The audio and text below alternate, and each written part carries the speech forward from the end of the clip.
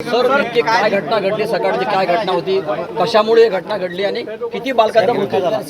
आज दिनांक 24 ऑगस्ट रोजी सकाळी 4:30च्या सुमारास ही एक दुर्घटना आपल्या डफरीन हॉस्पिटलचं जे आपलं NICU आहे त्याच्यामध्ये घडलेली आहे. यामध्ये एकूण 39 बालके त्या ठिकाणी होते, 2-3 विंग्स मिळून. त्यामध्ये 3 बालकांचा या सर्व आगीच्या दरम्यान आणि जे धूर त्याच्या पश्चात झाला आगीच्या त्याच्यामध्ये मृत्यू झाला आहे. आणि 36 बालकांना आपल्याला तिथून रेस्क्यू करण्यामध्ये त्या ठिकाणी यश आलं. त्यामध्ये जे 36 बालकं आहेत ते आता वेगवेगळ्या आपण हॉस्पिटलमध्ये रेफर केलेले आहेत. त्यामध्ये PDMCमध्ये 11 मुले आपले सध्या त्या ठिकाणी ॲडमिट आहेत. सुपर स्पेशालिटी हॉस्पिटलमध्ये 5 आहेत. मुर्के हॉस्पिटल येथे 8, होप हॉस्पिटल येथे 6, पारिजात हॉस्पिटल येथे 2 आणि 4 बालकांना आपण त्यांच्या मातांसोबतच त्या ठिकाणी ठेवलेलं आहे. तर जे 36 बालकं आहेत त्यांच्या पूर्ण तब्येतीवर आपण आता पूर्ण लक्ष ठेवून आहे. आणि सर्व हॉस्पिटल्सला आम्ही बोलणं झालेलं आहे आणि यापैकी 3 हॉस्पिटलला तर आमच्या व्हिजिट्स पण झालेल्या आहेत. आणि त्यांना आम्ही सूचना दिलेल्या आहेत की कुठल्याही प्रकारची फीस ही या मुलांच्या पालकांकडून आकारायची नाही. विनामूल्य हे त्या ठिकाणचं त्यांना इलाज करायचा आहे. त्याचं काय प्रोव्हिजनिंग करता येईल ते आम्ही त्या ठिकाणी करू. पण ह्या बालकांचे जे पालक आहेत त्यांच्याकडून कुठल्याही प्रकारची फीस आकारू नये अशा पद्धतीच्या सूचना त्यांना देण्यात आलेल्या आहेत. आज माननीय आरोग्यमंत्री महोदय यांचीसुद्धा दुपारी अमरावती येथे भेट दौरा त्या ठिकाणी आयोजित आहे. ते सुद्धा त्या ठिकाणी अधिक जे काही आणखी शासनातर्फे याच्यात मदत होऊ शकते त्याच्याबद्दल ते आपल्याला सांगतीलच. ज्या वार्डात ही आग लागली त्या ठिकाणी व्हेंटिलेटरवर 1 मुलगा आणि त्याच्या बाजूला 8 वॉर्मर्स असे 9 मुलं त्या ठिकाणी आपले होते.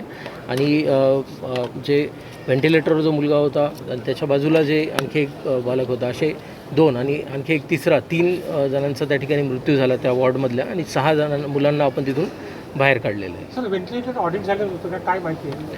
मी आता तेच डॉक्युमेंट्स चेक करत होतो. तर त्याचे जे वेगवेगळे पॅरामीटर आहेत, काही समजा वॉर्मर्स असतात तर त्याची कॅलिब्रेशनची डेट आहे, तर ते सगळं त्या ठिकाणी झालेलं आहे. फक्त याच्यामध्ये आता ती जी कंपनी आहे शिलर कंपनी, याचा जो पुरवठा आपल्याला झाला होता पुरवठादारकाला पण नागपूरहून आम्ही बोलवलेलं आहे. त्यांनी पण त्याचं जो इक्विपमेंट आहे त्याचं एक प्रकारचं ॲनालिसिस करावं. कारण असंच एक घटना 2023मध्ये पण इथे रिपोर्ट झालेली आहे. त्यामुळं वारंवार जर असं होतं आहे आणि इक्विपमेंटमध्ये काही त्या ठिकाणी फॉल्ट आहे का हे चेक करण्यासाठी आम्ही त्यांनाही बोलवलेलं आहे. आमची पोलिसांची फॉरेन्सिकची टीमही सकाळी त्या ठिकाणी येऊन गेली. आम्ही सगळे जे माहिती आहे एक प्रकारचे आपण म्हणता येईल जसे सर्टिफिकेशन्स म्हणा किंवा काही आपल्याला फॉल्ट व्हिजिबली दिसतो आहे का, या सगळ्या माहिती आम्ही घेतो आहे. आणि पूर्ण याच्यामध्ये चौकशी ही डिटेलमध्ये केली जाईल आणि त्याच्यानंतर याच्यामध्ये आपल्याला निष्कर्षाप्रती पोहोचता येईल. सर फायर ऑडिट झालेलं आहे, फायर ऑडिट झालेलं आहे आणि फायर लागल्यानंतर फॉगर लागले नव्हते. फायर फॉगर सुरू झालं नव्हतं, त्यामुळे आग जे आहे ते मोठ्या प्रमाणात वाढमध्ये पसरल्याचं बोलत होतं. हे फायर ऑडिट हे दरवर्षीप्रमाणे याही वर्षी त्या ठिकाणी त्यांनी अप्लाय केलेलं आहे. आता ते एक एजन्सी नेमणूक करून त्याचं ते फायर ऑडिट करत असतात. आणि राहिला प्रश्न त्या जे स्प्रिंकलर्स जे चालू नाही झाले तर आता फॉगर्स किंवा स्प्रिंकलर जे चालू नाही झाले तर आताच जे PWD इलेक्ट्रिकलचे पण कार्यकारी अभियंता आहेत त्यांनी सांगितलं की नॅशनल बिल्डिंग कोडच्या अनुसार जे ऑपरेशन थिएटर म्हणा किंवा आपले जे अशा पद्धतीचे जे NICU आहे त्याच्यामध्ये आपण हे जे स्प्रिंकलर्स आहे ही सिस्टीम त्या ठिकाणी लावत नाही. आणि आपण जे एक प्रकारचं मॅन्युअली आपण फायर एक्सटिंग्विशर जे वापरतो आपले जे CO2चे तेच आपण त्या ठिकाणी वापरत असतो असं त्यांचंही हे आहे. पण ज्या अर्थी आता आपण तिथे सिस्टीम लावलेली होती आणि ती योग्य वेळेत काम नाही केली तर त्याची पण आपण चौकशी त्या ठिकाणी करणार आहे. पण ही वस्तुस्थिती आहे की ते स्प्रिंकलर सिस्टीम काम नाही केलं. पीडित कुटुंबाला काही मदत मिळणार? मी तेच आपल्याला सांगितलं. माननीय आरोग्यमंत्री महोदय यांचा दुपारी आता दौरा आहे. मी माननीय पालकमंत्री महोदयांशी पण बोललो, त्यांना पण या सगळ्या बाबतीमध्ये ब्रीफिंग दिलेली आहे.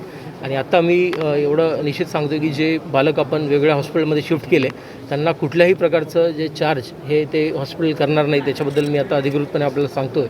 आणि जे शासनाकडून जी मदत मिळणार आहे त्याच्याबद्दलची जे भाष्य आहे ते माननीय आरोग्यमंत्री महोदय दुपारी त्यांच्या व्हिजिटमध्ये करतील.